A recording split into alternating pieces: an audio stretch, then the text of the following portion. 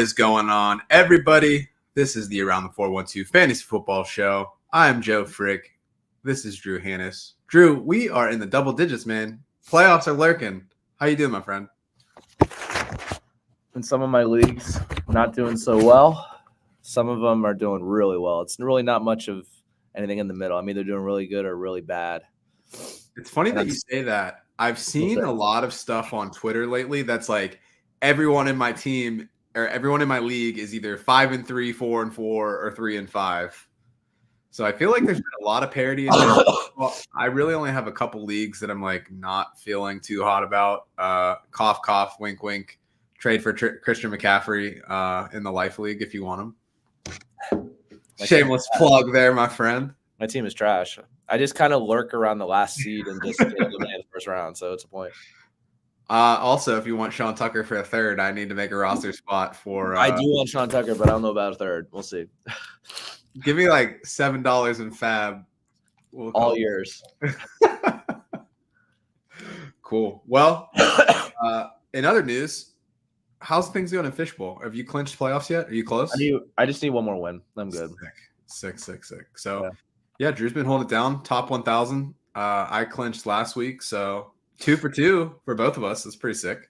My team has been like incredibly consistent. I score literally 185 just every single week. It doesn't matter who I put in there. I'm just always sitting right at that spot. And I had a couple matchups where I just got blown away where they put up like 210, and I'm just like, okay. Yeah.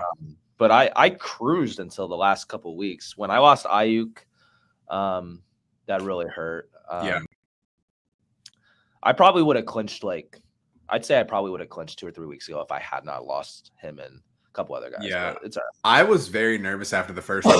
Up like 150, and I had the lowest score in the league. And I was like, man, I gave people rankings, and I came in. This is not looking good. I've had one more bum week like that, but the rest have been pretty consistent. So we're here for it. Looks like we got some friends in the chat already ready to pop it up. So shout out to my boy Ricky Dunks, always hanging around the show. Hopefully you feel better. Sounds like maybe you got a little bit of what Drew's got. So only 11 days. That's it. Yeah. So, it's been like a month for me. Yeah, I don't know. Get right, my friend, and enjoy the show. But Drew, even though you're sick, sipping on the tea, let's look at the injuries here. So throw on the lab coat. What do you got for me looking at Week 10 injury updates? There's not a whole lot, but the ones that there are, the last couple of weeks, it's just been, just a little bit of injuries, but it's always been big name guys. So it's been kind of tough. Drake London suffered a hip pointer. He's day to day. I feel like he'll probably play. It's a pain management thing. Yeah. Keon Coleman suffered a wrist injury. Dude, what's up with everybody in Buffalo hurting their wrists? They're like they jerking off because they have Josh Allen as their quarterback. Circle jerk of pain, yeah. See, first Amari Cooper, now Coleman's got it. Like, it's getting weird over there. It's weird, yeah. But he didn't practice today, so I do think that this is real. There's a shot that he might miss. They made it seem like it was pretty significant. So something to monitor. I mean, we'll just keep riding my boy Khalil Shakir. No worries at all. So yeah, Cooper might miss again too. So definitely something to look out for. Dak Prescott suffered a hamstring injury. Hasn't been placed on IR as of yet, but he's going to be placed on IR for sure. So that'll put him out for what, 4 weeks? So you're looking at week 14 at the earliest that he'd come back, get ready. We'll talk about that then. Yeah. There's more to that. There's more to CeeDee Lamb as well, who suffered an AC joint sprain. We'll talk about that more then. But obviously, we talked about this the last few weeks. Christian Kirk suffered a broken collarbone. Whenever you have that fall where you fall on your shoulder, it's always an AC joint sprain or a broken collarbone. There's never anything else. So he got the better end of the deal. It sounds like he's going to play. He is week to week, but he's a tougher wide receiver. He usually makes his way back out on the field pretty quickly. So I think that he'll play. Something to monitor. Something that's interesting on that note, I forget, it was one of the Twitter doctors that was like, hey, they were posting stats and if somebody has an AC joint sprain for wide receivers, the average amount of time is 1.1 games missed or something like that. Yeah, because it's really just when you have to go up high for a ball, it's tough for them for a pain tolerance. But otherwise, if they're putting the ball on him, they can get through that kind of thing. So Yeah. I think that he plays. But obviously, they don't have a whole lot to play for right now. So we'll see what they do. But I think that he's going to push to play. And then we have 2 guys with concussions. We'll start with Darius Slayton. Suffered his concussion. Linear will monitor throughout the week. He's not a guy you're necessarily starting. Obviously, we started him when Neighbors was down with his concussion, but he's a guy you like to have on your bench. You never know if you need him. But, I mean, I usually assume that they're going to miss the first week after a concussion. Marvin Harrison Jr. didn't miss a week, which I was pretty surprised by. Same with Tyrone Tracy, but it's a linear injury. Depends on the guy. Depends on their progression. So you just follow that throughout the week. And then Chris Olave. This one's a different story. So second one, almost I think in a number of weeks. It hasn't been long since his last one. No. It's been pretty recent. I think 2 and 3 weeks. Yeah, I think it was about 2 weeks apart. This one's significant. His brother took to Twitter about them having the conversation if it's worth it, and then they were like, "It's definitely not worth it in New Orleans." Like, there's something going on there. I think he's going to be placed on IR. I think this is a similar to a Tua situation. I think this is his 5th one over the past 2 years. So, like, this is significant. And they're a bad team. We talked about this. This could be it for him for 2024. Let's be real. Hopefully it's not it for him, forever. He's a great player, just stuck on a bad team that's just kind of rotting right now. We hope the best for him. It was a pretty ugly play where he got sandwiched in between those 2 guys. So give our best to Chris Olave. Hopefully he gets better soon. And then I have 2 more. A.J. Brown suffered a knee injury. It seems like it's minor. They haven't really give too much information. He probably has like a bone bruise. So no ligament damage, so they said. So he's week to week. It's probably be a pain tolerance thing. That's the thing with it, with bone bruises. It's mostly like you have bleeding within your bone. It's pretty painful. So if he, can get through that pain, we could see him sooner rather than later. But it's going to be a pain tolerance thing. So we'll monitor that week to week. And then the last one, we can kind of use this to transition into our headlines. Zach Moss, he suffered that neck injury. I have no idea how it happened. I didn't see anything specific that was like, oh, he hurt his neck. Like, it was very. Like, he didn't get hurt in practice or like in the game or anything. So I like jokingly when it first came out, I was like, did he sleep wrong? Like on Twitter, now I feel like an asshole because like it was so random. Like they were just out of nowhere. He's out with a neck. Like it was literally like he went to bed Saturday night, woke up the next morning, just didn't have it. Like he had a neck, like his neck hurt. It was weird. But it's significant. So he's already on IR and he's expected to miss the rest of the season. So transitioning into our headlines. Ooh, cool transitions. Let me do it. I got so caught up in the sauce, I wasn't ready. Yeah, so let's get into it. And if you have questions, drop them in the chat. See, we got a couple in there right now. We'll hit this first headline. We'll go back and hit the questions that you got. So get them in there, whether you're on Twitch, YouTube, X, whatever you got.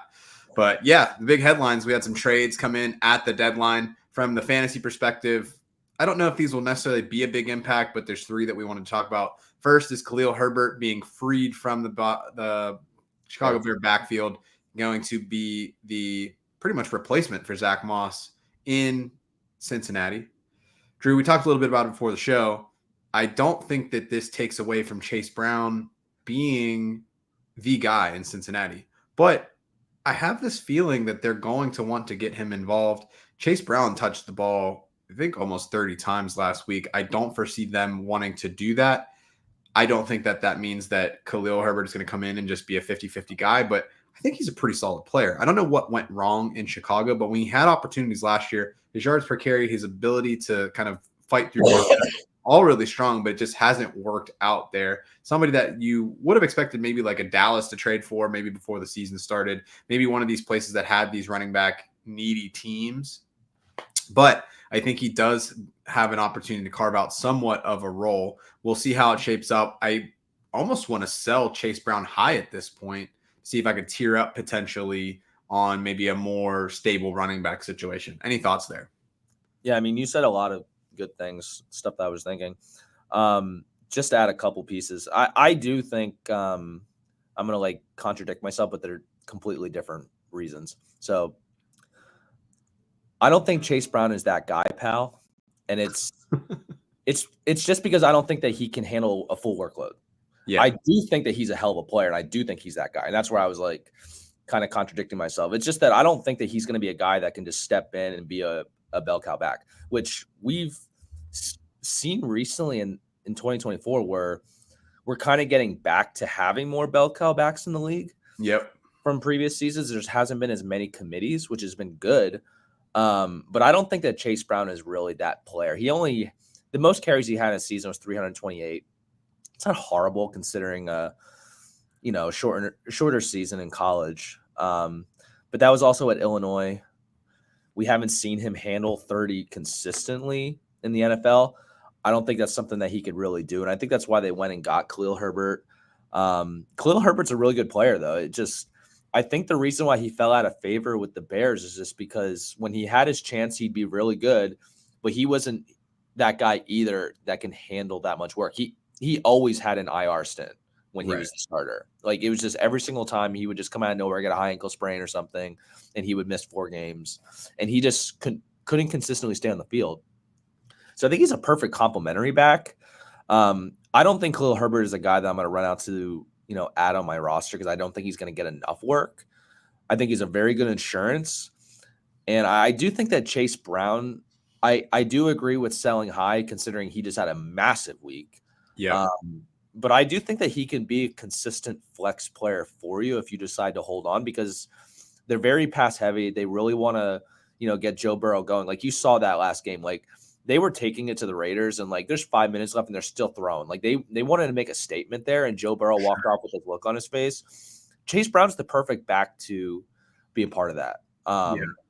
So I do like him moving forward. I would understand why you'd want to sell high because there's a lot of risk there, and I would consider it. It would just depend on who you're looking to get back. Yeah. A couple of things that stand out for me just looking at his player profiler stats. So he's only had 3 goal line touches this year, so they don't view him as the goal line back. He was very much a third down guy. Yes, exactly. So you have that going for him there. One of the things that I do like about this, just as far as their formation and how they use things, because Cincinnati is such a pass-heavy team, he's 4th in the league and carries average defenders in the box when he gets the ball. And stacked front rate, he's actually number 1 in the league. So it only happens 21% of the time when he's on the field. The downside, though, is that team run plays per game for Cincinnati, they're 27th in the league.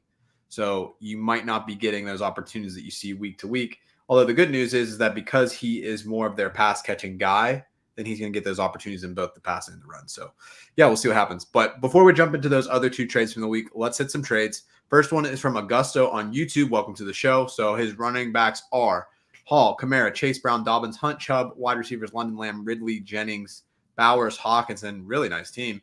Would you do Dobbins for Reed or Hunt for DJ Moore? Give me Dobbins for Reed all day.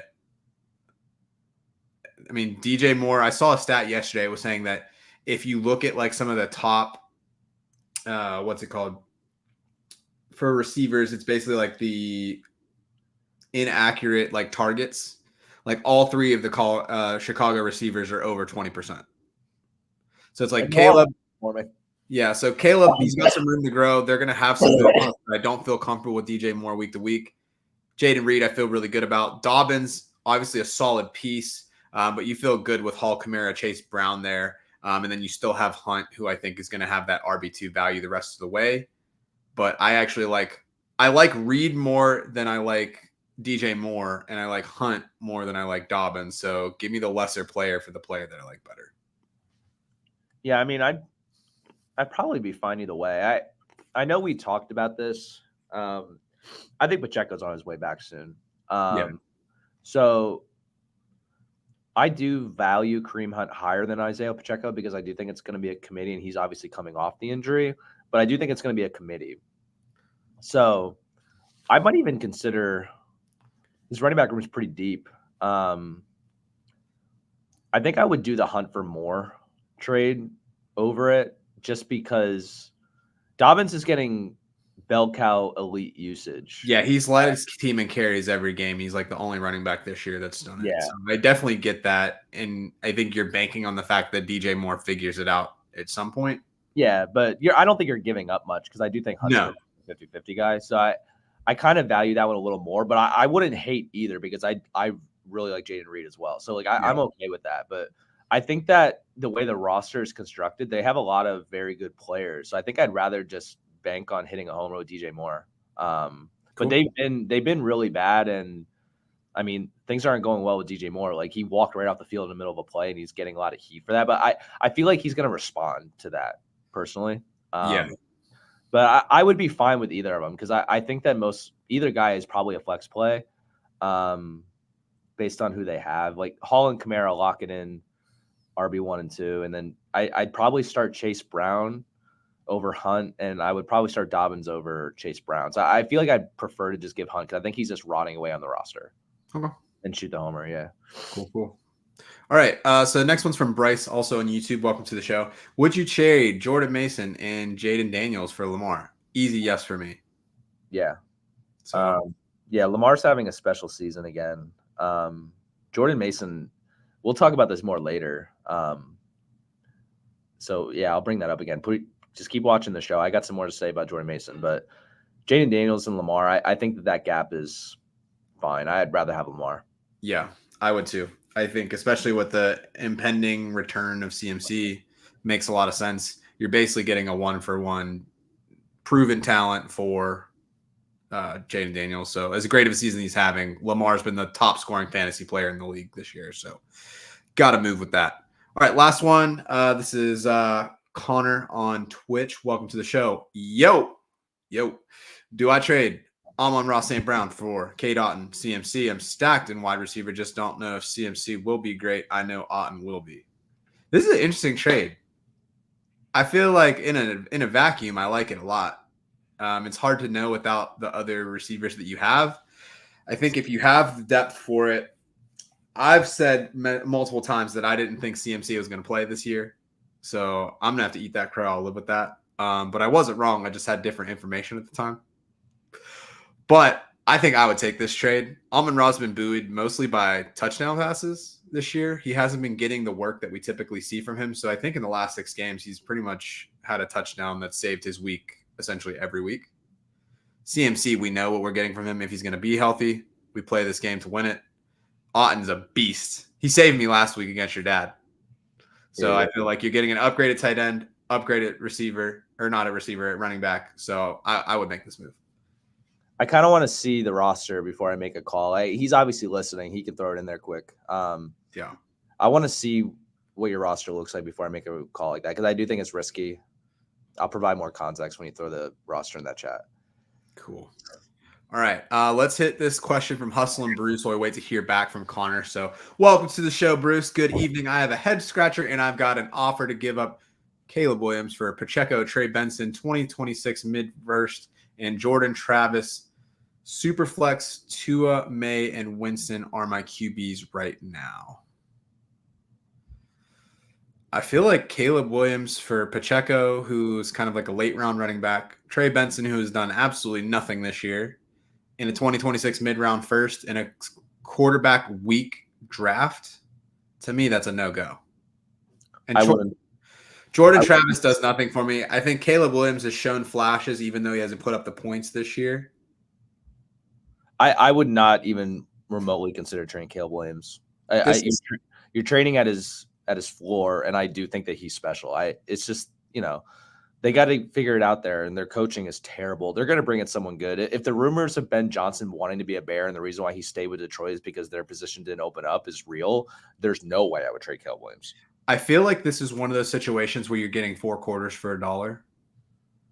Where it's like Pacheco's good. Trey Benson, I had him ranked as the top running back in the class. 2026 mid-round first, fine. Jordan Travis is never seeing the field, I don't think. Like, he does nothing for me. Like, that's fodder. So it's like, am I going to give up two running backs that I could probably get for a first or a second on my own to get a first next year? Well, actually, in 2 years. I'm not even looking at the return because he has Tua, who's the riskiest quarterback in fantasy right now for Dynasty. And then you have May, which I like. Yeah. Winston is a this year thing, but that's it. Yeah, you don't have enough depth to even consider it. Yeah, so I would say no. All right, so just some follow-up from Connor. from before. So he has Baker, Aaron Jones. So then he has Ken Walker, Brian Robinson. He's got Kupp, Amon-Ra St. Brown, Drake London, Dalton Kincaid. I don't think that you necessarily have the wide receiver depth that you think that you do. I would stand pat. I don't know if I would do this one either. I would look to take, say, like maybe Brian Robinson or Ken Walker or any of the running backs, really. If you're wanting to tier up, I would say that you'd say, well, I don't even know because you only have 3 of them. I would stand pat. Yeah, I don't know. Like, I like the move in a vacuum, but I don't like what it does to the team because then you're going to be playing a running back in your flex, and I'm never really too crazy about that. I don't know. Yeah, I would stand pat. I kind of figured we need to see a little more. I would stand pat. Let me look at something real quick. Bring up that chart. It's not even about the chart. I just want to look at what Detroit's been doing passing the ball this year. I mean, they've been run heavy. Because I would put CMC. I would put CMC and Amon-Ra like in a similar tier, like 1 for 1. So to also get like a potential elite tight end out of that, like I don't. It is good. Though I think that CMC is coming back to a committee. Well, agree to disagree. I also don't think that like Dalton Kincaid is a bad option. So it's like, how much am I really gaining between him and Otten? CMC's going to head the committee, but like the dude's coming off of Achilles injuries in both of his Achilles. Like they can't run him into the ground like they did last year. The Sure only they can. thing is, but like you just paid him again, and you want to risk, screwing up his career when they're not even like really competitive right now. Like they haven't been good. Yeah. All right. Let's look at Amon-Ra's game log this season. He's saved by touchdowns like every week. But. Yeah. So, all right. So 7 targets, 2 targets, 8 targets, 4, 6, 8. And then week 2, he had 18. I still think you make the deal. I think I would try to persuade a Drake London move. Maybe. The thing that scares me about dealing Amon-Ra is that he's a consistent player and he's a healthy guy. You know exactly what you're getting. Drake London is banged up. Kupp is like notoriously been hurt the last few years. So it's like you're pushing the chips in, but you're also giving up your most reliable piece for another highly susceptible to injury piece. That's why I feel like I've gone back and forth in this like 30 times. There's no way I would do the deal. I would need better depth in the wide receiver room to do it. We don't know what CMC is. Like I've been in on this since like week 4 that I think he's going to come back week 10, and I just got lucky. No, you're a doctor. But I don't think that he's a full CMC the rest of the way. I just don't. I think that they're bringing him back because they're bad. He's healthy enough. They're going to make it a 70-30. I know that they want to make him the guy, but like it's very dumb to do so.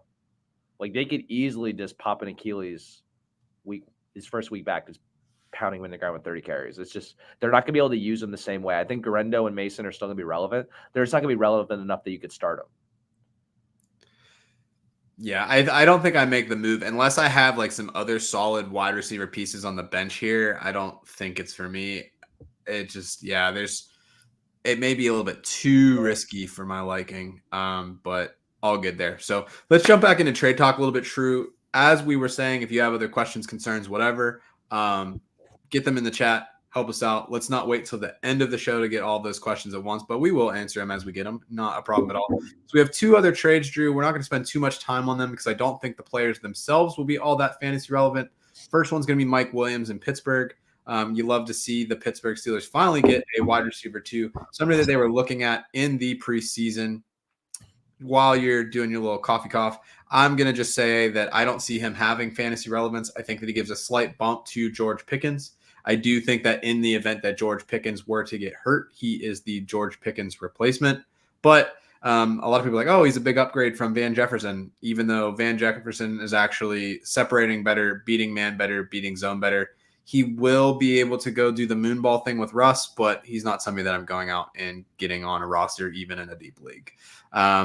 Any thoughts for what that might mean for the Steelers offense? Honestly, like it doesn't move the needle for me at all.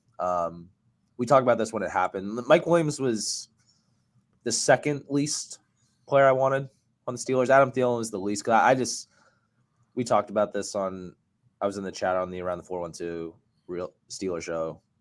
It might have been the Saturday. The sit down. Yeah, the Saturday sit down.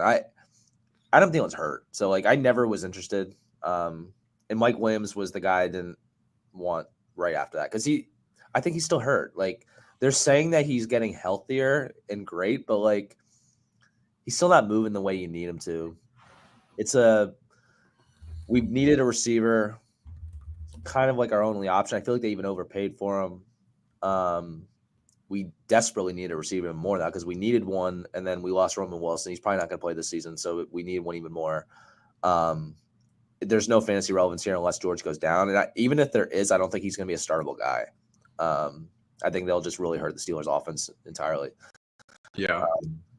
He's not even a guy I'm going to think to go out and roster. Cool. Last one that we'll get into.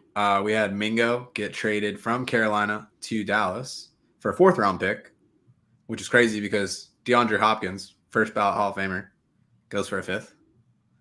Love to see it. Good for Jonathan Mingo, I guess. Do you think this does anything? I imagine with Cooper Rush at the helm, you're probably not running out and going to get this guy. To me, there's no fantasy relevance whatsoever. This trade was stupid. Like it was the dumbest freaking shit ever. And like I really wanted Darius Slayton to go to the Steelers, and the moment this trade happened, it was over. Like that dream was dead because why the hell would the Giants give the Steelers Darius Slayton for a 5th? Yeah. When freaking Jonathan Mingo went for a 4th. That makes no sense. Like the dude wasn't even dressing. Yeah. It's like they flipped the Deontay Johnson and Jonathan Mingo trades in reverse. Like Deontay should have went for a 4th. Right. It's weird. It was so stupid. Like I don't get it. He's not better than Jalen Tolbert. Like Brandon Cooks will come back. I'd rather have Brandon Cooks on the field. Like he's a guy that I feel like should be healthy and active. Like I don't get it. Maybe he's like a practice guy for like Trey Lance. They just said that they loved him in the draft and there's someone that they wanted to acquire, but like, okay, like what have we seen since he got drafted? Like he's a dude that couldn't separate in college. Can't separate now. He couldn't even beat out an undrafted rookie from Holy Cross. Like, what are we doing here? A 4th? It makes no sense. It's a joke. I'm in love with the Coker, but one question before we get into Only Fantasy. This is from Dave. Welcome to the show, Dave. Would you draft Williams for Ray Davis in Buffalo?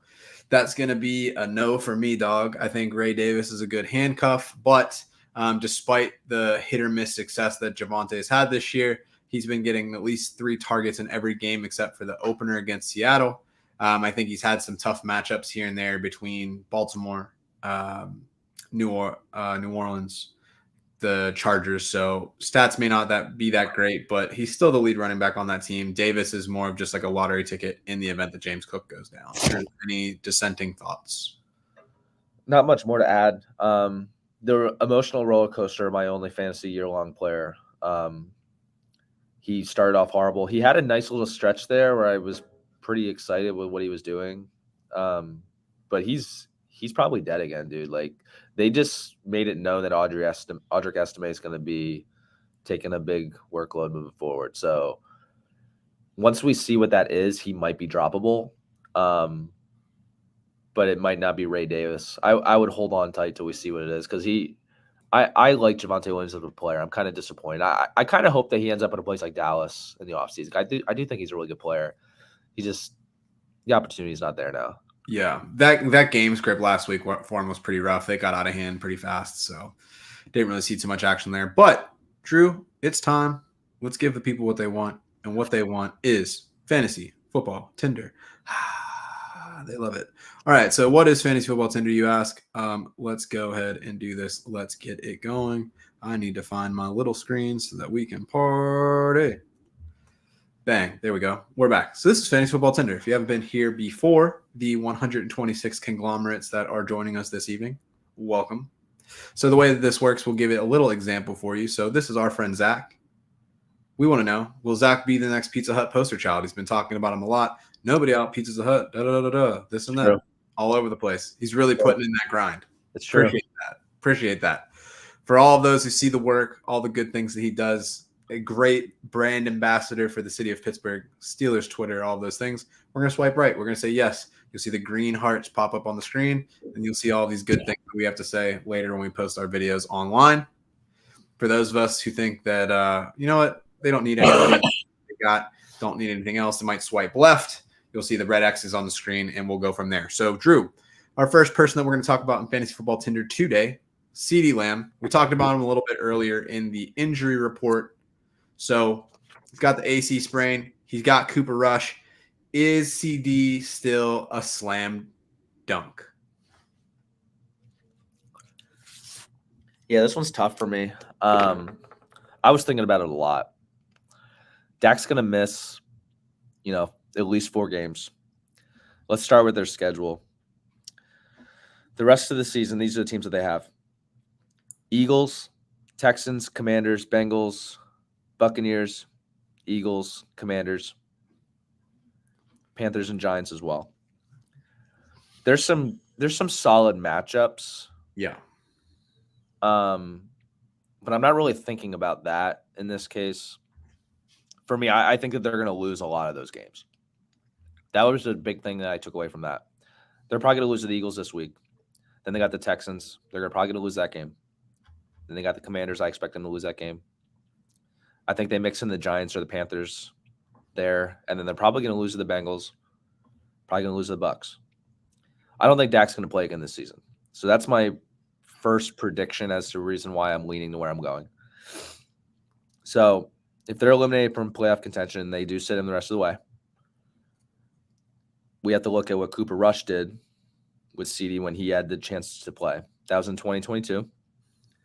He played 5 games, never threw for more than 225 passing yards, 5 total touchdowns in 5 games. Not what I want to see. Well, Drew, his name ain't Cooper Pass. Yeah, I'm not vibing with it. The other thing too, CeeDee really hasn't been CeeDee already, and he suffered an AC joint sprain. He's second in the NFL in targets, 4th in the league in receptions and receiving yards, just because of the volume. He's not scoring a lot of touchdowns, so that's why he really hasn't been doing it for us. And it's not because of CeeDee, it's because Dak has not been performing. Well, that offensive line's banged up too. That's had a lot of issues for Dak this year. Right. So if we're not seeing it from Dak, what makes you think you're going to see it from Cooper Rush? I'm selling him rest of season. Obviously, he's not a guy that you're going to be able to sit. It's the same situation as when Tyreek lost Tua. He fell into our wide receiver 20 to wide receiver 30 range in our rankings, but he wasn't even placing higher than like wide receiver 50 most of those weeks. That's where I think CeeDee Lamb's going. I don't think it's going to be as bad. But I do think that he's not going to be what you drafted, and he's not going to be able to carry you like you expect. He's going to be a wide receiver 2, maybe a wide receiver 3 some weeks. And I'm selling him because he's not going to give you what you expect, not because I'm trying to get at him. I love CeeDee. It's just that he's not going to be the guy you drafted 2nd overall or 3rd overall. And it's going to be tough to hang around with playoff teams with that schedule with Cooper Rush behind center. I'm not vibing with it. Yeah. So I'm going to slightly disagree. I don't think that we're that far off in how we feel about it. I think it's just interpretation. So I'm with you. I think that CeeDee still can be like a wide receiver 2 this year. Like you mentioned, in the 5 games that Cooper Rush played for Dak in 2022, here's the stat lines that he had. So 7 catches, 75 yards, 8 catches, 87 yards and a TD, 6 catches, 97 yards and a TD, 5 catches, 53 yards, 5 catches, 68 yards. So let me ask you really quick. Yeah. Okay. So based on those numbers, he averaged about 13 points per game. Yep. That's wide receiver 35 last week. That's where I'm at. And I know it's crazy. It's just that it's just the numbers, right? Like, yeah, you're really banking on that. Like either he gets like the 8 to 10 catches or he's scoring pretty much. yeah. And I don't think that he's going to score because he's not scoring now. And if Cooper Rush threw 5 touchdown passes in 5 games, like I just don't see it. And it sucks. Yeah. I think there's a couple of things, right? It's like one, like I think there has to be some level of hope that like in 2 years that Cooper Rush has improved, even if it's marginally. I think two, even looking at last year, CeeDee was very much like a second half player and they found ways to get him the ball. Just seeing that they haven't really done much on the ground. They just had Zeke have this like disciplinary thing last week. It's like, and knowing that that defense is porous, they're going to be passing the ball. So given that he's second in targets, I have to believe that they're going to continue to find ways to get him. Probably not this week with the AC joint sprain as much, but I do think that like I wouldn't be able to not play him. There was a question in the comments about, hey, like, would you trade CeeDee for AJ Brown or Garrett Wilson? Yes. AJ Brown, if somebody wants you to, like straight up, yeah. I would do Garrett Wilson too. Yeah, I think Garrett Wilson as well. I'd be good with that. But I'm very curious. I think it's going to depend on what my record is, like how I handle CeeDee. So like for example, I have a league where I have CeeDee right now and I'm 6-2. So it's like I can eat all 4 games that Dak's out and then I have him back. I just don't think Dak's going to play. That's where I'm at. I could be completely off base here. Yeah. It's just that they did say that it was worse than they initially thought. And it's just that the vibes are so low with this team. Like I had all those positives that you listed out of my notes. Like I have a full page here of stuff that I was like, I'm trying to really think about this. I just think that the vibes are so bad. I just think that they continue to be bad. Yeah. The one thing I do think though is that like just knowing Jerry, he won't let people just sit out for the rest of the year because he wants to put the show on. Yeah, he wants to make some money. The one thing that I hope. Man, stuff going around everywhere. Okay, so we're split on CeeDee. I think for the most part, it's mostly the same. I think I'm just a little bit more optimistic, which knowing our personalities isn't surprising. You're a little bit more pessimistic about it. Again, not surprising. So let's move on to Tinder number 2. So Mike Gesicki, he's free in the gritty, protecting the city for the city of Cincinnati right now. Drew, what are you feeling about Mike Gesicki moving forward rest of the season? He's had some boom weeks lately with T. Higgins being out. Do you feel like he's somebody that we need to have on our fantasy rosters? Yeah, so it was funny. When I initially proposed this Tinder on Monday, you were like, hell no. That is actually, yeah, that's exactly what I said. You literally said hell no. And and I understand completely why. Because everything that I'm about to say is just like flying so under the radar. That people just didn't catch on to it. It kind of sucks because maybe it's too late. But I don't think we're too late. But maybe we are. But let me just lay it out for you. The thing is, T. Higgins, he's not playing. Okay, he's going to be out this week again. Let me run through his injury. So he suffered a quadricep injury in week 7. It was during practice, I think. The key thing for me, first and foremost, he has not practiced since. It's not like he's even attempting to get on the field. It almost looked like, I think it was yesterday, like in their walkthrough, that he had a jersey on but didn't practice. It was very weird. He has not practiced. Yeah. Period. They haven't even discussed the idea of him practicing. Okay? Yep. He's definitely out week 10. They have a short week. Okay? And I told you he's playing on the franchise tag. And right now they are not a playoff team. They're pretty far behind. They literally cannot lose again. Like maybe one. But if they lose twice, they should be eliminated. 3 wins, right? They're 4-5 right now. 4-5. Okay. Still, I still think that they need to win at least all but 2. The only teams that are ahead of them that I think that could slide, Pittsburgh, depending on how their schedule goes. Yep. I don't think the Chargers slide. I don't think Houston slides, only because I think that the Colts, Titans, like the rest of that division is so bad that I don't think anybody catches them, even though I think the Texans are in a free fall as they continue to face injuries. Yeah. Chargers are a bit of a wild card, but I think that defense is good enough that they're going to be good. Broncos are the other wild card. Their defense also excellent. What's going to happen? Yeah. I do think that Denver sneaks in. I don't think that there's a good path for them to make the playoffs, but it's a week by week thing. So that's not really relevant at this juncture. Yeah. But they have Baltimore this week. If they lose this game, we're already on the wrong side. And then they do have the Chargers next week. I think that's the game. I think they want him for the Chargers game. Yeah. Well, I don't know. Sorry. He hasn't practiced. Like I don't know like how I don't know if he's close enough to even consider him for the next 2 weeks. I do think he has a better shot because teams typically will do that mini buy as a way to get someone back. So like there's a shot there. But the fact that he hasn't practiced, I'm still skeptical. The other reason too is they have their bye week immediately after that. So they could sit him out for one more week and he will have 3 weeks off. Yep. And we're looking at week 13 already. And we're almost at the fantasy playoffs. They could be eliminated at that point. If they lose to Baltimore this week and then lose to the Chargers, to me, I think that they're basically eliminated from playoff contention. And then T. Higgins, again, playing on the franchise tag. I don't think that he has to rush himself back because he doesn't want to be hurt. If he suffers a significant injury, that's going to impact his free agency in the offseason.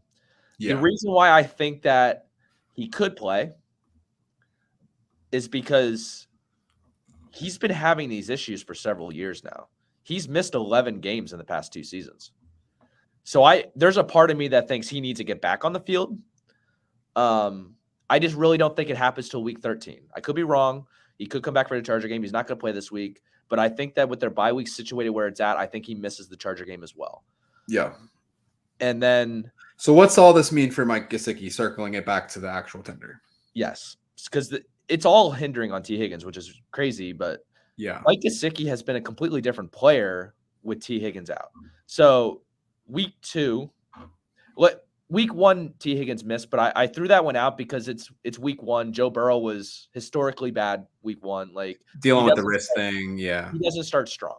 So I skipped week 1. It's not like anyone on their team had a good game. And I don't think any tight ends did anything week 1, if I remember. Yeah, it was a disaster. That's an outlier for me. Yeah. So we'll skip right to week 2. Okay. He had 7 receptions on 9 targets for 91 yards. He was tight end 5, and he led the team in targets. Week 3. He only had 5 targets for 47 yards. Higgins played, so that's the reason why I put this in there. He was limited in the game for a snap count, but he was still second on the team in targets, and he was still a top 10 tight end. So, 8.7 fantasy points, it's junk. Top 10 tight end, though, and, he still was up there in the targets, and that's the main thing I wanted to highlight there. But weeks 8 and 9, because Higgins played week 4 through 7, where he only had 4 targets total. So, clearly it's a Higgins thing. Week 8, though, he came back without Higgins. 8 targets. He was second on the team in targets behind Jamar Chase. He went 7 for 73. He was the only tight end in the top 15 that didn't score a touchdown. So, for me, he had the usage that if he gets in the end zone, he's probably a top 10 to 5 tight end again. But because that week was National Tight End Week and just literally everybody went off, he was tight end 16, but his usage was he was top 5 tight end usage. Yeah. And then week 9 again last week, 5 on 6 for 102 TDs. So he was tight end 1. It's just that he is their second weapon when they don't have Higgins. So he is a guy that I am ultimately selling. So I know this sounds crazy. I am selling, but because we're looking at this from a rest of season perspective. And this is a type of thing that you're going to need to take week to week. I think that he's a lock it in top 10 tight end when Higgins is out. But we don't know what Higgins is going to look like. That's the reason I'm selling. But he's a guy that everyone should be monitoring week to week, because I think that you start him if Higgins is out. Yeah. No, I agree. I don't have much to say. Kind of like I said at the start, it was a big hell no for me. I'm shocked that we even talked about it. But it does make sense when you look at the numbers. I think that it entirely depends on whether T is there or not. If T is out, which it seems like he's going to be this week, you're saying that there's potential for next week. I think that he does have some bye week fill in, especially if you're in like a tight end premium league or something like that. You could throw him in, especially even as like a flex. Baltimore's been porous against the pass as well, so we can expect like a lot of opportunity there for him. But ultimately, as soon as T comes back, he's going to be back to a nothing burger. So that's ultimately why I was selling on him too. So we got a couple questions in the chat, Drew. Let's go and hit those real quick right now. First one is from Tyler. So welcome back, Tyler. I remember you last week being here. So he's starting to Gesicki, Downs, Dell. Drew, who do you like out of those three? I need to look at the matchups for. I just need to look at who Downs has. Yeah. Who does he have? Because they're playing Buffalo. Buffalo's given up 7.6 points less than average in the last 3 weeks against Miami, Seattle, and Tennessee. So for me, I think knowing the key to it all is what's going to happen with Nico Collins this week. I don't think I'm necessarily worried about it. I almost feel like having Nico back is going to do Tank Dell some good because he's not the only person that they're going to go after on the defense there for Detroit. Detroit is much worse against the pass than they are on the run. So to me, it's feeling like a Gesicki Dell week. Although Josh Downs, I mean, he put up 6 for 60 last week. Didn't really do a lot as far as like big numbers, but as far as being the leading target getter for Joe Flacco, he's going to continue to do that. I think that it's Gesicki and Dell for me too. And it's Downs has a bad matchup, and I just wasn't overly impressed with what I saw out of Joe Flacco last week. It was kind of disappointing. And Gesicki has a good matchup against Baltimore. I think it's going to be very high scoring. Like, that's the thing about Thursday night. It's going to be a fun, high scoring game. It is going to be a great hate watch. Yes. I'm looking forward to it. All right, so let's transition over to a question from C-Dog. Tyler, hope that one helps you out. So C-Dog's asking, should I trade Jamar Chase and Sam Laporta for Breece, Bowers, and DJ Moore? That is a big trade. Asked what the rest of the roster looked like. He said he's got Saquon and Henry. Wide receivers are Jamar, DK, Scary Terry, Leggett, and then Juwan Jennings. Drew's dying a little bit over here, so I'm going to give him a minute just to recoup a little bit. Jamar, for me right now, may be the top wide receiver in fantasy football, so I'm very reluctant to trade him for these other pieces. I understand what you're saying, where it's like Bowers, obviously, top tight end. Breece is a more than suitable flex option, and then DJ Moore, you see what you get with it. Laporta's a nothing burger for me right now. I'm not really worried about him. I'm also not sure why nothing burger has been my word of the day, so we'll have to reflect and recoup on that after the show ends. But let me think about this for a moment. ROS, how am I feeling? I'm going to stay pat with Jamar. For me, the throwing a ton. He is wide receiver 1 on the season. And the thing is, like, their defense is horrible. So, like, they are always in shootouts. And there's so much opportunity for Jamar Chase. I get the part about Laporta. He's been pretty underwhelming. I think the only reason why he had a good week recently is because Jameson Williams was, out with the suspension. The Viagra. Yeah. Like, bro. Oh, to be young. C-Dog said that his other tight end is Gesicki, which I obviously don't think we just talked about, not necessarily a long-term thing.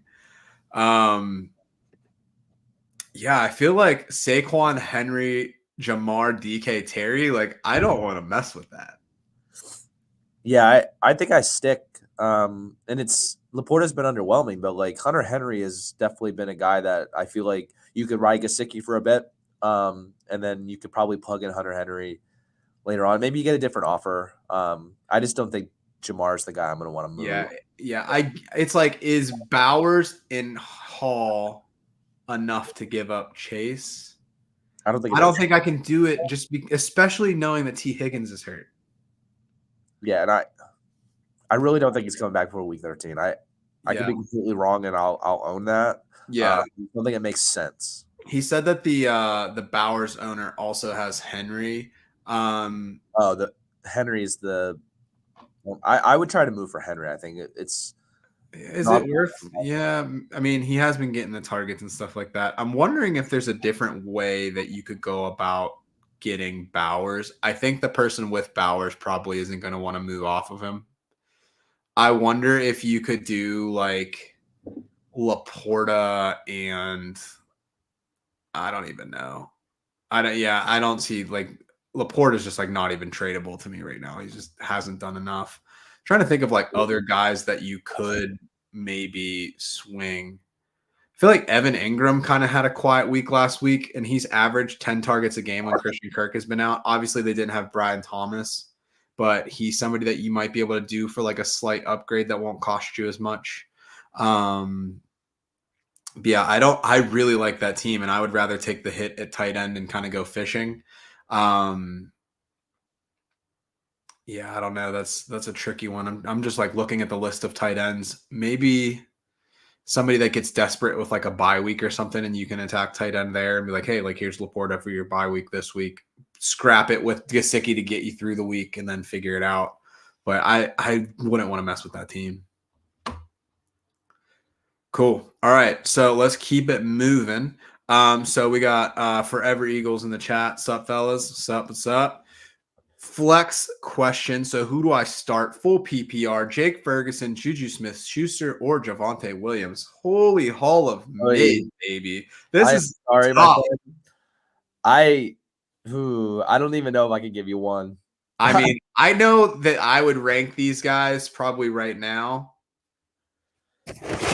Williams and Ferguson are more or less the same for me. Juju's a droppable player for me. DeAndre Hopkins has taken over the role of Rashee Rice. And Juju was the backfill for that. So Juju has no fantasy relevance anymore to me. Can you throw me some of the guys on your waiver wire? Like I don't think I can give you one of these three. I think you're looking at 5 or a goose egg across the board. If I had to pick one, I would pick Javonte Williams because he'll at least get 10 carries and something may happen. I don't know if he's going to get 10 carries though. That's the thing. Like he has been. You're worried about the Estime news? Sean Payton flat out in his press conference said Estime is going to get a bigger workload going forward. So like I don't know what that looks like. And for some reason he has this man crush on Jaleel McLaughlin too. And like I think that Javonte Williams is the odd man out. I want to know what the waivers look like because I think maybe we can just find a spot start, and this is a week-to-week thing. I would almost play like any random wide receiver from New Orleans than any of these three. Like, give me like Cedric Wilson, Josh Palmer for Tampa Bay. Oh, you're talking from Los Angeles Chargers. Yeah, I would add him right now for Juju. I wouldn't even think twice about it. He's their number one. I've always been a no, he's not the number one. McConkey is. They're like, they're all kind of the thing. Yeah. I like Palmer. I think that because he's coming off a torn ACL, he hasn't been as flashy, but I actually prefer him out of the three with Quentin Johnston too. I would add him over Juju. Even if you don't want to play him. Juju's an insta drop for me. Who else? I'm sure there's a few other guys that we can consider. I don't know who the Chargers have this week. The Chargers are playing. Bad matchup. Yikes. Chargers are playing the Titans. Bad matchup. Yikes. So we're probably back to square one. Yeah. So yeah, I don't feel great about either of those. Let's look at ESPN. Trey Palmer's interesting. Cedric Wilson Jr. is interesting. That would probably be somebody that I would look at. Although I think he's hurt as well. Oh, Michael Wilson. I like that. You're just saying like based on like the matchup or whatever? For some reason, Kyler. The Jets is not a matchup that I would want to be throwing out. I don't think they've been good against the pass. They're giving up 5.8 less points per game than average to wide receivers in the last three. Pittsburgh, New England, Houston. And that's a bang up Houston, so it's not necessarily like a vote of confidence against that room. New England deflates it. Russ cooked them. Yeah, but Russ cooked them also without really. Westbrook-Ikine is a good one too, but that's another bad matchup. Yeah, that's gonna be a tough matchup for sure. You can't start Westbrook-Ikine either if Will Levis is starting. What about Gabe Davis against Minnesota? I know that you know that I don't like Gabe Davis, but Minnesota gives up 10.8 points per game, higher than average. That was the other injury I missed, and I remember yeah. Trevor Lawrence is hurt. That's right. They said that he's like banged up, and then they signed Bethard to the team. Yeah, they said that they wouldn't even describe an injury. They just said that it was kind of like Jameis Winston pain all over kind of thing. Like they just said, yeah. So like Trevor Lawrence is questionable this week, and just crazy to think about considering. But they're also really bad, so they're not going to put him in a situation if they don't have to. Jalen Coker is interesting.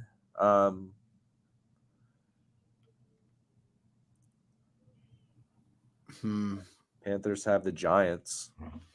Their secondary has been suspect. Deontay Banks has been pretty brutal, but Bryce Young is starting again. But yeah, I would say definitely not Juju out of those two. If we get more feedback on who you got in there, then we can roll with it. Let's get this last question, and then we'll jump over to OnlyFantasy for the week. So this is ZD's. Welcome to the show from Twitch. I currently have Kyler and Brock at QB, and I'm 5-4. I'm loaded at running back with James Cook, Brees, Connor, and Monty. I was offered Jaden Daniels for Connor. I don't even use Connor TBH. I like Daniels rest of the season over Brock or Kyler. Thoughts? Do I do it? Yes. The only thing that I don't like about it is that James Conner has an absolutely magnificent playoff schedule. Is he going to play? I would hope so. He has not played a full season in his career, and he has yet to miss a game. I don't want him to miss a game. Yeah, I think it's a good upgrade. I think it's probably flip Kyler or Brock for another mid-tier running back. I don't think anybody will trade for either of those guys, though. Kyler's been like very hit or miss. Brock is doing Brock things. Jaden Daniels QB4 though. Yeah, Jaden Daniels QB4. I think that you should probably get a little something back for Jaden Daniels. I think you're overpaying a bit for James, like giving up James Conner. I would say I would trade Monty for Daniels. I don't know if they would go for it, but like I would do like Kyler and Monty for Daniels. Yeah, because he's in a committee, and he is leading that committee. It's really been a lot of Monty early and then late, and Gibbs just in the middle. Yeah, he's a little banged up too, but I would say no. But I would counter with like their choice of QB and Monty. Yeah, just thought I think I would do the deal, but I think I'm with Joe, and I would probably try to throw that other deal first. Because Jaden Daniels QB4, and I think he's a set it and forget it guy. The only thing that sucks is that he hasn't had his bye week yet. We'll see. Okay, and then I guess I am not good at reading, so it looks like we hit a bunch of these. So Palmer, Wilson Jr., Trey Palmer, Michael Wilson. So I thought you were just dudes naming random dudes. I didn't realize that you were reading off of here. So okay, Michael Wilson should be rostered, and I would roster him over Juju.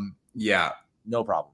Yeah, I hear you. And then Gesicki over Laporta with Jamar on the team. That's a yes for me. For this week, when you have T. Higgins is doubtful, Laporta isn't doing nothing for me. I'm not worried about them. They're going to be throwing the ball a lot.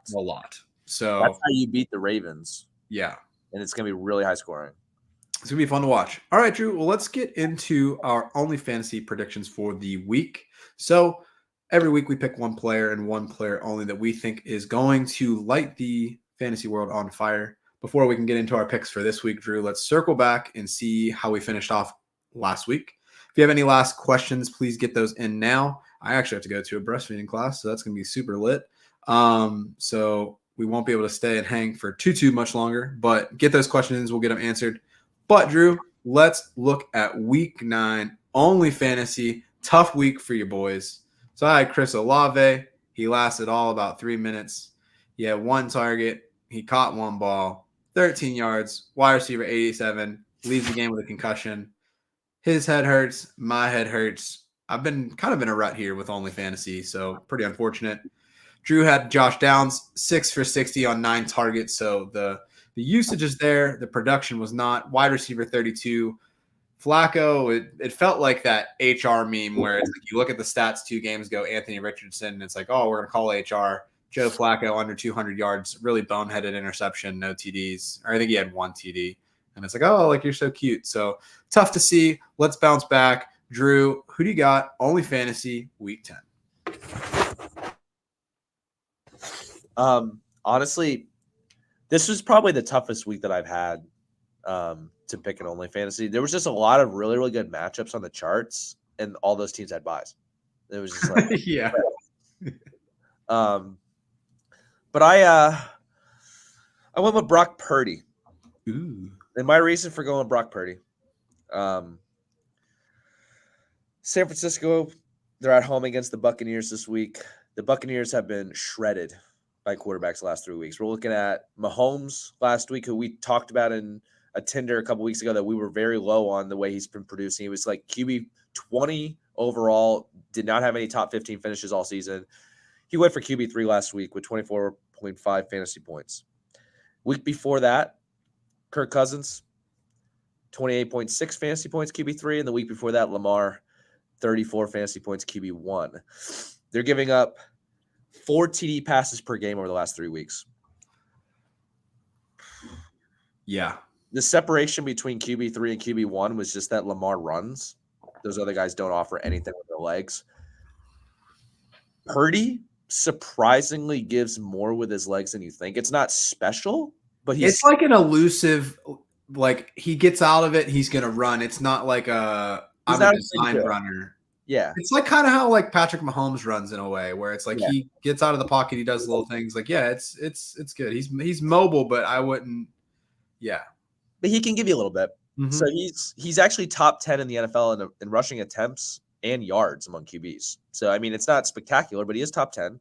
That's Cole's cash, baby. Yeah. And the other thing, too, is I said it since week 5. I think CMC returns this week. You almost picked him. I did talk about almost picking him as my only fantasy because I really thought that he's going to play. The only thing that held me back is I don't know how much his usage is going to be. I really don't think it should be enough. But I do think he's going to play.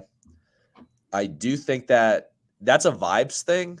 You know what I mean? Like you're getting the best player in fantasy, one of the best weapons in all football, if not the best, back. And that's just a vibes thing that I'm just like, I don't think you can take that for granted, especially with how their vibes have been real low up until this point. I think that this is kind of like a turnaround game for them looking the rest of the season. And Brock Purdy just has a phenomenal matchup. And I just think that they're not going to run the ball like crazy because CMC's back. They're not going to run him into the ground. They're going to throw more. The Bucs are going to put up a crap ton of points themselves, so they're probably going to be forced to throw more. Even though the Niners have a very solid defense, the Bucs have been matchup proof. They're putting up like 25 to 30 most weeks. I haven't looked to check if it was every week, obviously, because this kind of just came to me, but like they've been putting up numbers. The Chiefs have a top defense. They put up serious numbers last week, and they don't even have their top guys. Huge miss for me, by the way. I did not think that they would throw the way that they're throwing without Evans and Godwin, but they are. And that does more for Purdy. I think that this is going to be a fun game. I think it's going to be high scoring, and I think it's going to be a lot of throwing. And I think Purdy's going to be a top 10. I think he's going to be a top 5 quarterback. I feel confident about, but I definitely think that he's a must start this week, and definitely someone I feel confident as my only fantasy for the week. Yeah, I like the pick a lot. Makes a lot of sense. And, yeah, I think they're not going to want to lean on the run too much, especially if CMC makes that return. So I like the pick. I definitely had that on my radar as well. For me, this is more of a vibe pick. The player that I'm picking kind of coming out of nowhere, emerging a little bit. He was that sexy tight end pick of like, hey, like who's somebody that maybe pop off? Like if you think like an Andrew Cooper, like yin and yang strategy. If you're thinking about like where people were looking at like the rookie drafts this year, you weren't expecting necessarily a lot of like immediate contribution, but we have seen some good stuff coming from the Giants. So my only fantasy for this week is going to be Theo Johnson. So Theo Johnson, he scored last week. He's kind of been on the up and up here. So feeling pretty good about what he has. But what I really like about him is the matchup. So if we look at last week and the week before, so his usage has gone up against the Steelers. He had 3 receptions on 4 targets. Last week he had 3 receptions on 6 targets, 51 yards and a touchdown. Long was for 35 yards. But Carolina has been absolutely horrendous against tight ends. And it's not like they're playing Travis Kelce. It's not like they're playing Brock Bowers. It's not like they're playing Mike Gesicki, right? So look at the points that they're giving up in the last 3 weeks. So Zach Ertz put up 10 points. Ben Sinnott put up 6.6. Adam Troutman put up 14. Adam Troutman's a blocker. Like he ain't doing nothing. And then Nate Adkins had 6, and Lucas Kroll even tapped in for a catch. And then Taysom, Foster, and Jawan combined for over 20 points last week. So the Giants aren't the kind of team that's going to run multi-tight end sort of formations. I think Daniel Jones is a really good matchup, and he's somebody that I'm considering putting in for some different places. But I think Theo gets his way into the end zone again this week, and I get back off the schneid because I've been struggling in the OnlyFantasy department. So need to cancel my previous subscriptions, get into these new ones, and hopefully we can get a win here this week. Yeah, I like the move. To your point with the chart, that matchup stood out like a sore thumb. Like right away, my eyes went right to it. I was still like really just sitting there considering the CMC thing, and then you went and took him. I was like, okay, yeah, he's off my radar. But he was definitely on my radar too, because it just that was dark blue on your chart.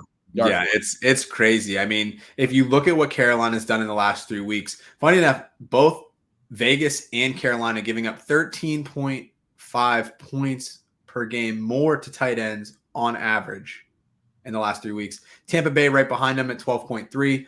George Kittle should have a big game. I think George Kittle is going to be the primary Brock Purdy target this week. Mm-hmm. So that's going to be fun. I looked at that too, but I didn't think that Kittle was spicy enough. And I don't think I didn't either. But... Yeah. All right. So last check for questions, because we're about to semisonic this and say closing time. We got Juan in the chat here. Welcome to the show. Who would you drop off the bench for a defense here? Wan'Dale Robinson, Myers, Madison, Mayfield, Etienne, Downs. Still got DJ Moore, Jefferson, and Mooney. Running backs are Breece Hall, Kyron, and Ken Walker. And he's got Darnold and Mayfield as QBs. For me, it's probably going to be Wan'Dale Robinson. I know that there was a stretch there where he was pretty high up on the league kind of lead for targets, but he's never going to see the field on your team. And unless he loses any time from Malik Neighbors again, he's probably not going to have as much fantasy relevance as you want. Myers is going to be the number 1. Madison's kind of emerged as like the lead running back for Vegas, so I wouldn't want to give him up quite yet.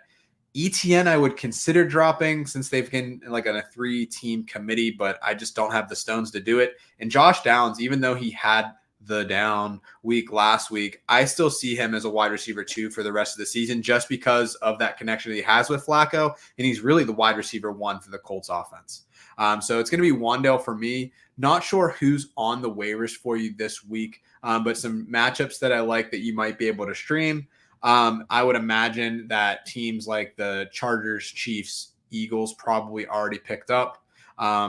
You might be able to sneak the Bears against the Patriots. I think that's going to be a really good matchup. And then Giants against the Panthers. The Giants are probably available. They're probably going to be my streaming option this week for teams that I tend to stream on that front.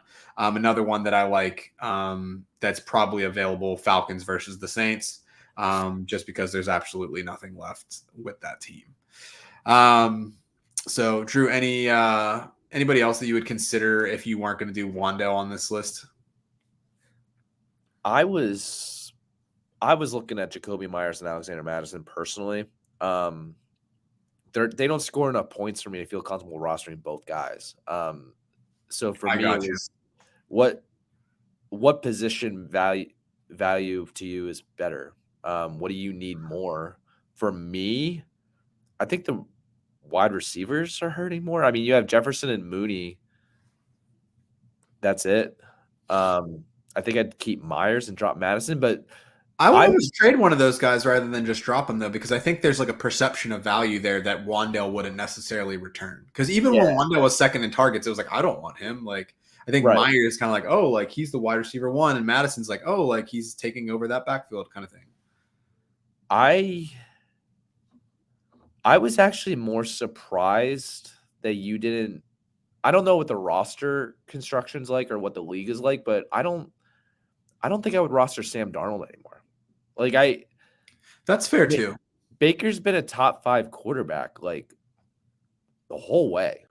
I don't think that you should even consider benching him week to week. I don't know when his bye week is, and I don't know if you can stream someone at that point. I don't know what the waivers look like for quarterbacks, but I think that I would probably go with a page out of your book. I usually roster 2 QBs. That's the way I operate. But based on this roster, I think I would prefer to drop Darnold because I don't think that Mayfield's ever going to be out of your lineup. Yeah. I'm trying to pull up the stats real quick on Fantasy Pros. I just want to see like what Sam Darnold's game log has been because he's been like a very consistent couple of touchdowns, some yards kind of guy. He was very good at the beginning. Then he tailed off and had some pretty bad weeks. And then he just had, I think, 2 really good weeks or 1 really good week, but he has a good matchup this week. But I still don't think you're starting him. Right? No, you're right. Yeah. So weekly finishes 13, 4, 9, 9. That middle stretch, 27, 13, 16, 9. This past week. Yeah, he's got Jacksonville, Tennessee, Chicago. Jacksonville's obviously a good matchup. Tennessee and Chicago, not so much. Arizona's kind of middling. I don't know. I'm probably with you there. Just thinking about players that may be available in the QB room, I don't think that Bo Nix would still be lingering around. I also think that he's due for some regression because he's getting a lot of goal line rushing touchdowns, which is obviously hurting Javonte. Did the Bucs have their bye week? The Bucs bye week. Let's see what we got here. I don't think they've had it yet. It's week 11, so it's in next week. I would almost look for a trade for like a spot start for a QB. Yeah. I don't think like who do the Vikings have next week? They've got let me look at the charts. So next week Minnesota has Tennessee, which you shouldn't start Darnold that week. Well, Tennessee's been like a middling matchup, so and that was just like that's the one thing that they have going for them is that their defense has been very good. They've been more porous against the ground than they have through the air too. And I think part of that is because they can't score, then people are now running the ball more. So we'll see. Yeah, I would be fine with the dropping Darnold. I think you can drop Wandale as well. I think either way, one of those be fine. Take it right up to the wire, honestly. See if you can move one of them, like you said. And I'm fine with dropping Wandale as well. I think based on this roster, I don't think you need Darnold. It just sucks that the bye week is next week, of course. I would try to trade Jacoby Myers for Brock Purdy. Like today, is that a value equivalent on your? According to Alex's charts, that's a pretty equal move. I would love to see if Juan can just throw in like what his quarterback waiver wire looks like, just to like see if he could sneak by 1 week of dropping him. Yeah, because you're right. I don't think you know. Well, yeah. But for me, I don't think Madison's ever going to be in your lineup because you're not benching Breece Hall, you're not benching Kenneth Walker. I mean, I don't see how you're playing any of Wandale, Madison, ETN right now. Yeah, and I think I would just prefer to get out of the Raiders. That's where I'm at. Yeah. Okay. We'll see if Juan comes back with anything. Otherwise, I think we've given enough guidance for at least for him to make a move. And my heart is now complete because Chad is here. So, Chad, welcome to the show. You missed absolutely nothing whatsoever. But good to see you, pal. Is it time to move on from Pitts? He's had some recent performances and then name value. And then he's back to a dud and has a hamstring injury. So, how are you feeling about Kyle Pitts and this injury that popped up? I didn't even bother to put on the report because I feel like he's been lingering the hamstring for weeks now, right? Yeah. So that's why I haven't been worried about it because he's been playing through it. The dud is just like, are we ever going to get consistent fantasy value from him? He's he's arguably their fourth option now. Like Mooney has definitely developed. Mooney's definitely the number 2 option for sure. And I And then think would you that put Bijan is your yeah. third out of the Yeah. passing game. So that's really what it is. Pitts is going to get some weeks, and some weeks he's not. It's just like you're going to have to ride and die with him week to week. You're never going to be able to predict when it is. And I mean, that's the type of guy I get rid of because I hate trying to figure out which weeks you're going to start a guy. I don't want that kind of stress in my life. You don't So want to be a fantasy football manager. I just start these guys week to week and just hope for the best. Yeah. But like if you don't want to deal with that, then see if you can move him. But like I'm not worried about his hammy because it's been going on for weeks. But realistically, like I said, he's their fourth option. So like a dud doesn't mean anything to me at this point. Darnell Mooney had the big week. Drake London had a good game before he got hurt and left. And then Bijan had a really good game too. Like 23 fantasy points, I think he had. And like he had a lot of passing game work. Like it's just that he's the fourth option. It's just that sucks. Yeah, it's interesting. I think he was going as like tight end 8 at the start of the year. I think it was a fair value for him then. I don't think people really saw the emergence of Mooney at the beginning of the season. I feel like people that drafted him as like a flyer late just for kicks, like probably having a really fun time for fantasy this year.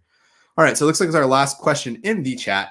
Forever Eagles got one more for us. Are Jordan Mason and Xavier Worthy droppable? Let's start there. Jordan Mason, I would say no, just because we don't know what's happening with the CMC injury just yet. And with the likelihood of it potentially re-flaring up, I think he still is a premier handcuff. He's been banged up a little bit. I think he became a little bit touchdown dependent, but I don't think that if CMC goes back down, that it's going to be like Guarendo like takes over. I think he's going to eat into that. He's earned those touches a little bit, but Jordan Mason, somebody want to hang on to at least for a couple of weeks.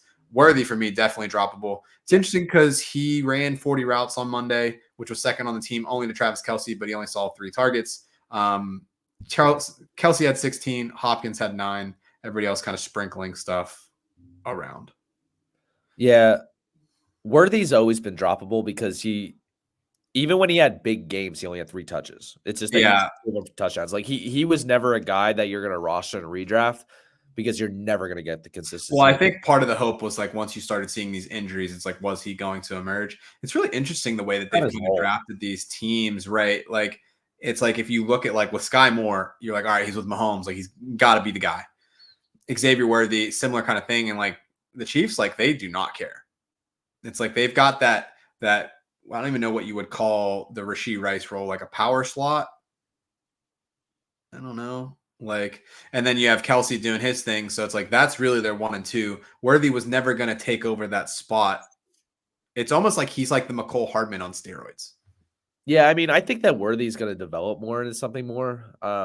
It's just that he's just a big play threat. Like, and their offense doesn't operate around trying to get big plays all the time anymore like it used to. But I think that their goal is to develop him into a Tyreek Hill type. So I think we see that down the road, but we're not anywhere near that. And to your point, I would not drop Jordan Mason. I do want to say that I'm completely out on the Niners backfield though. Like I will not screw around with that anymore. I needed 3 points from Jordan Mason like 2 weeks ago.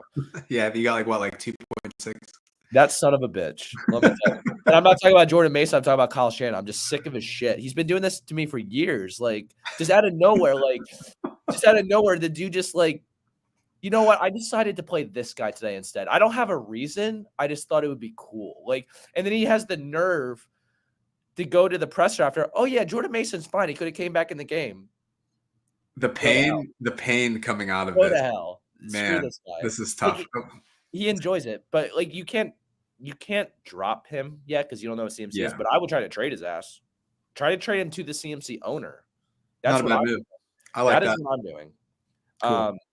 And for the second part of the question, I smash getting Tyrone Tracy in all my lineups. I don't like sitting J.K. Dobbins, but Tyrone Tracy to me is a phenomenal start this week. He's a guy that I considered for my only fantasy. I think he has like the best chance of like scoring a touchdown out of any running back this week. Like matchup wise, like it's an absolute smash. Yeah, and we talked about it on Tinder like 3 or 4 weeks ago. We were worried about what it would look like with Devin Singletary coming back. Devin Singletary is a non-factor.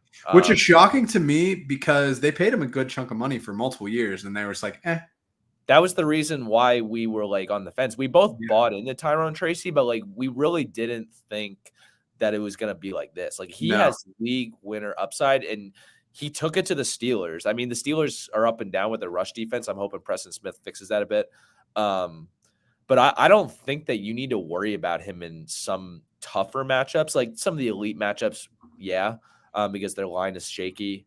And they're not going to get much out of Daniel Jones to protect him from that regard. But I do think that he has the ability to be played in tougher matchups. So I'm not really worried about it. I think that he has the legit usage for that. So I would play him. But I wouldn't necessarily sit Dobbins, though. If you have to start one, I'd start Tracy. But like I feel like you could find a way to get both those guys in your lineup. I don't know what the rest of your roster looks like, though. Yeah, I feel that. Okay. Before we close down the show, Chad has a disgusting question. Is Bobby Trees a start in an absolute smash matchup against the Lions? Held his own versus an elite Jets defense and should have a small to moderate role, even with Nico back. As Randy Jackson once said, that's going to be a no for me, dog. I can't do it. I love Bobby Trees. I thought that he was going to, when he left LA, like he was going to do a lot more than he did. Hasn't panned out that way. I don't think that CJ Stroud is going to have enough like attempts to make it happen, even with like the Lions like matchup. I think it's going to be Nico, a little bit of Dalton Schultz, a little bit of Tank Dell, and then Trees goes back to nothing. Yeah, I think we're done here, and I think everybody should have a good night. I'm not even gonna acknowledge that question, to be honest. Like, well, hopefully you can acknowledge this. So we'll close the show the socials, let you know where to find us while we're doing this and kind of explaining what's going on. You can find us on X at AT412FF Show. You can find us at YouTube or Twitch at Around the 412 in the description of our YouTube show and on Twitch. You'll see a link for Rockin' Around the 412. This is year 7 that we're doing this event. And there's a lot of stuff that's going on that's pretty cool. So the idea of this is just to help provide children in the city of Pittsburgh a better holiday experience. In particular, kids that are a part of the Salvation Army Angel Tree. I believe that we've crossed the threshold for $1,000 already raised this year. And if you donate before, I believe it's like December 10th-ish, maybe the 14th. 12th, but I could be 10th, wrong. 12th, 14th, somewhere in there. There's a lot of cool prizes that can be won. Let me pull up my phone real quick, and I can tell you what those things are. But there's a lot of really good stuff. So let's see what we got. I posted this on Facebook. So we got Pat Fryermuth autographed jersey, 2 Game Changer shirts of choice, sponsor of the show, 2 Around the 412 hoodies of choice, a James Daniel helmet visor. There's a 21 signature Steelers autograph 16x20 photograph, a Steelers jersey of your choice, a Pirates jersey of your choice, and then a Jared Jones autograph jersey, which is a very young and up-and-coming pitcher for the Pittsburgh Pirates. So a lot of cool stuff to win, a lot of cool ways to help out. Links in the description of the show. And that's something that we're very passionate about. My goal is to get 30 kids taken care of for the holiday season. So hopefully we can make that happen. All good things. Good stuff. All right, Drew. So let's shut it down, man. Any closing thoughts as we enter week 10? It's all love, Chad. We were just busting your balls, but I wasn't. I'm furious. That question was oof. Start him though. All right, actually, no, start him in DFS. You never know. Hey, throw that dart. You never know. It may happen. But that's going to be it for the Around the 412 Fantasy Football Show. This is the Week 10 Primer. I'm Joe Frick. That is Drew Hannes. Kick some ass this week, and we will be back at Week 11 on Wednesdays at 6 to help you get through it. Y'all take care. Be easy. Have a wonderful night. Thanks so much.